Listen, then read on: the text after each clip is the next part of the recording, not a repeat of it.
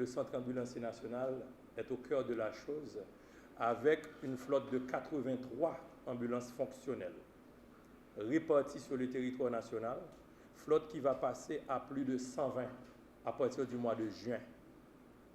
Nous avons bénéficié fin 2020 et jusqu'au 30 mars 2021 du précieux concours de l'OIM pour la réparation de 53 ambulances. Ces 53 ambulances qui s'ajoutent à la flotte vont nous permettre de dépasser la centaine d'ici l'été 2021. Cet apport de l'OIM, couplé à d'autres apports de partenaires d'autres agences des Nations Unies comme l'OPS-OMS, notre partenaire privilégié en matière de formation, et tels que l'UNOPS, Agence d'exécution pour la coopération brésilienne, ou même l'ambassade de Taïwan en Haïti, à travers des projets de construction que vous avez peut-être observé sur la cour. Ces apports, nous en sommes fiers au Centre ambulancier national parce que ce sont les fruits des interventions des ambulanciers et des ambulancières à travers le pays. Nous prenons l'habitude depuis septembre 2019, tous les mois, de publier nos statistiques au Centre ambulancier national. Et je ne saurais passer sous silence ce matin le travail effectué par nos ambulanciers et qui nous vaut aujourd'hui aussi cet apport de l'UNICEF. Pour l'année 2020, nos ambulances ont transporté à travers le pays 3 965 femmes en cas d'urgence obstétricale. C'est la plus grosse proportion d'urgence que nos ambulances effectuent tous les mois.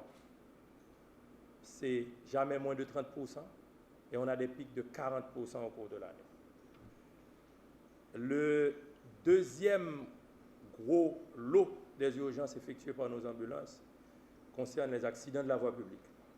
Nous savons tous comment la circulation routière est difficile, avec les motocyclettes qui pullulent dans nos rues et nos chauffeurs souvent indisciplinés. Ce ne sont pas moins de 1960 cas d'accidents de la voie publique que nous avons pris en charge au cours de l'année 2020. Et le troisième chiffre le plus important de nos statistiques, c'est les maladies chroniques.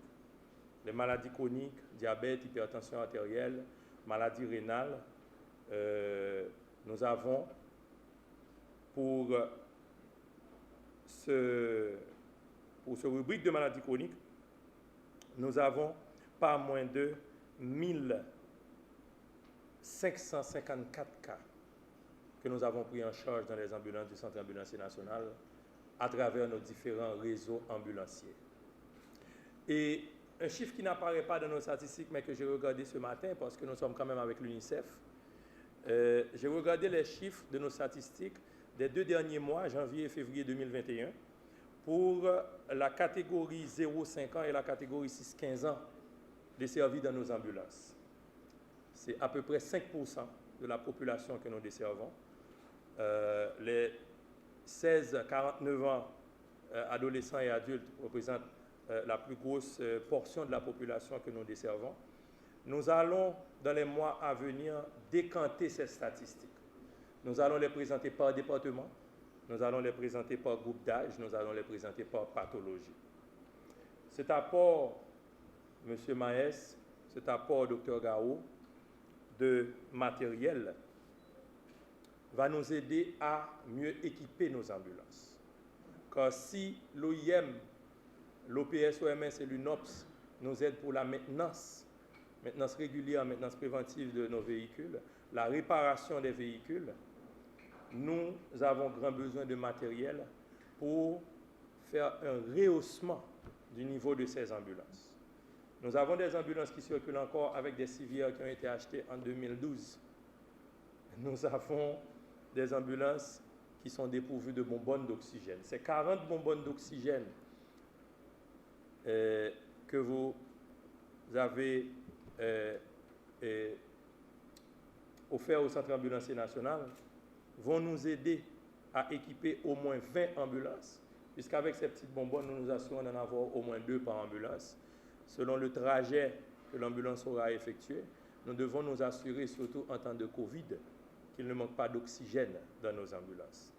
Les soins d'urgence représentent un élément en fait essentiel, comme vous l'avez dit, dans la réalisation de la couverture sanitaire universelle, car ils répondent à un ensemble d'affections aiguës chez l'enfant, les adolescents, les adultes, notamment les traumatismes, les infections, les exacerbations aiguës de maladies non transmissibles, les complications de la grossesse, etc.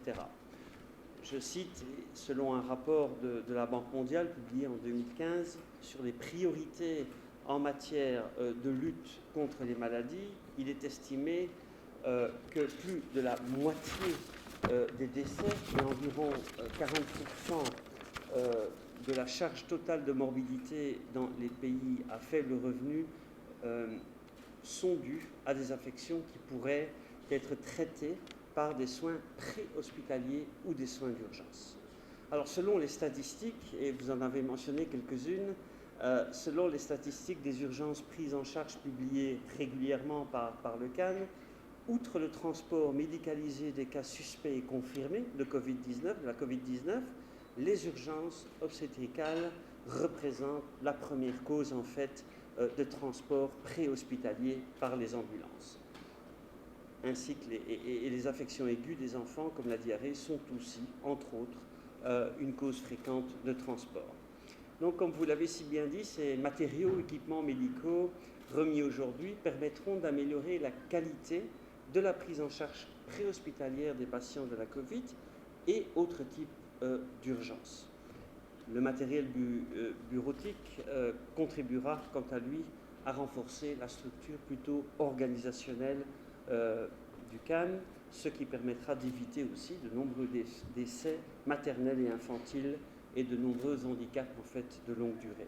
L'État haïtien a investi des dizaines de milliers de dollars, voire même des millions de dollars dans l'achat de matériel et d'équipement quand il s'agissait au début de se préparer pour la prise en charge de la COVID-19.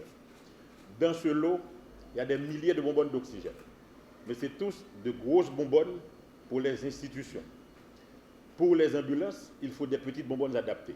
Ça veut dire quoi? Ça veut dire que même dans l'abondance, certaines fois, on peut manquer de certaines choses d'essentiel. Et malgré la grosse générosité de l'État dans l'achat et la distribution des bonbonnes d'oxygène pour les institutions, mais il manquait quand même au CAN ces petites bonbonnes adaptées pour lui permettre de remplir sa fonction. Ce dont je suis fier, et je peux donner la bonne nouvelle au docteur et Didier lui, c'est que pour remplir ces petites bonbonnes, il va pouvoir les remplir dans notre système. Parce que présentement, on est en train d'installer dans les quelques départements qui n'avaient pas encore leur autonomie de production d'oxygène, des générateurs d'oxygène. Sur les 20 générateurs d'oxygène que le pays avait achetés, on en a déjà installé, je dirais même 9, parce qu'il n'y a que, disons 8, parce qu'il y a 2 départements qui n'ont pas encore reçu, c'est le département du Sud-Est et le département du Centre. Mais la bonne nouvelle, c'est qu'à la fin de cette semaine, ces 2 départements-là auront leur générateur d'oxygène. Ce matin, j'ai reçu les rapports qu'ils venaient de mettre en marche, qu'ils avaient fini de mettre en marche le générateur de la Grandance à Jérémie. Et sur la route du retour, l'ingénieur va aller au CAI parce qu'ils ont déposé le générateur avant-hier, mais pour rendre fonctionnel, ça prend du temps. Tout ceci dans un cadre de coopération, je dirais, dans un partenariat public-privé. Les gens ne le disent pas assez souvent. Le privé aussi a donné son apport dans la réponse à la Covid. Ces générateurs d'oxygène-là, l'État en a payé 16, le secteur privé en a payé 4, mais pour faire marcher les 8 qu'on a installés, c'est le secteur privé qui a payé les génératrices pour fournir le courant parce qu'il faut un système d'autonomie énergétique pour ces générateurs. Donc, nous avons vu aussi comment la coopération bien pensée, bien conduite peut être utile. Ce n'est pas une tonne Ce pas des conteneurs, mais c'est des équipements qui sont très utiles et qui vont permettre aux cannes de faire la différence, de continuer à faire la différence.